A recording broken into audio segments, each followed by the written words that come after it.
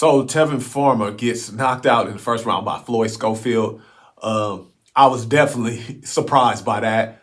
Floyd Schofield came out sharp, on point, and was able to hit him with a beautiful, beautiful right hook. I mean, damn, that shit was on the button. And yeah, he hurt Tevin Farmer real bad. And Tevin Farmer was getting up way too fast after the knockdowns, though. He was doing that Zab Judah versus Costa Zeus shit. He was getting up way too fast.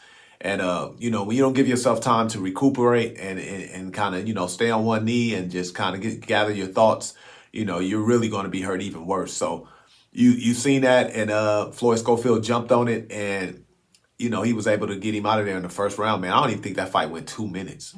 I mean, that's how fast he was able to get him out of there. So great performance by Floyd Schofield. I was definitely rooting against him. Not because of him, he seems like a really good kid. It's more because of his dad. I don't kind of rock with the way his dad, always jumps in interviews and things like that. But I have to applaud him for being in his son's life and things like that. A lot of times black fathers, don't get the proper notoriety of them being in their son's life. So, I applaud him definitely for that, but the way he go about things as a dad, I don't totally agree with, but I'm sure he wouldn't have totally agree with, some of the things I may do regarding my kids. So, all respect at the end of the day. Floyd Schofield looked magnificent. He was on top of his shit. And you could see at the end of the fight, man, he was really emotional.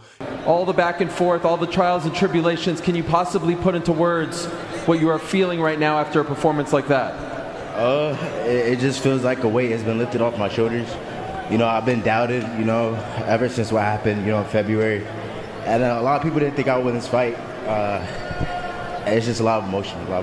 This fight meant a lot to him. A lot of naysayers was out there talking, including me, saying, this and that about him. But, he proved me wrong, and a lot of them other guys who said he wouldn't be able to do it, he was able to do it.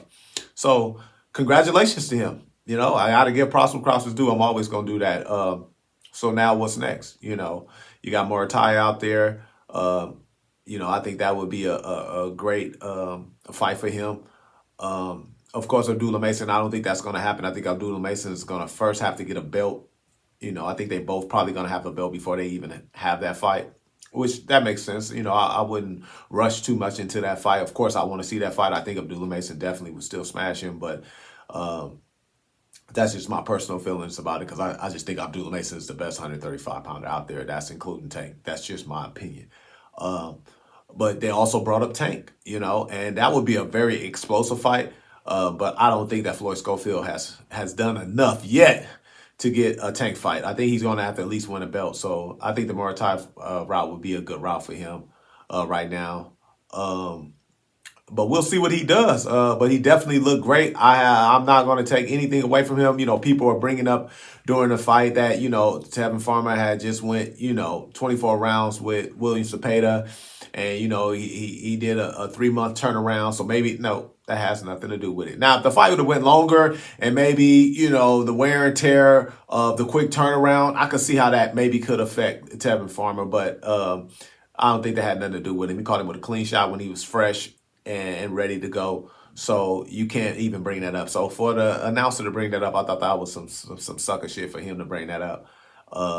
Give the man full credit for a great performance, and definitely looking forward to see what he does next.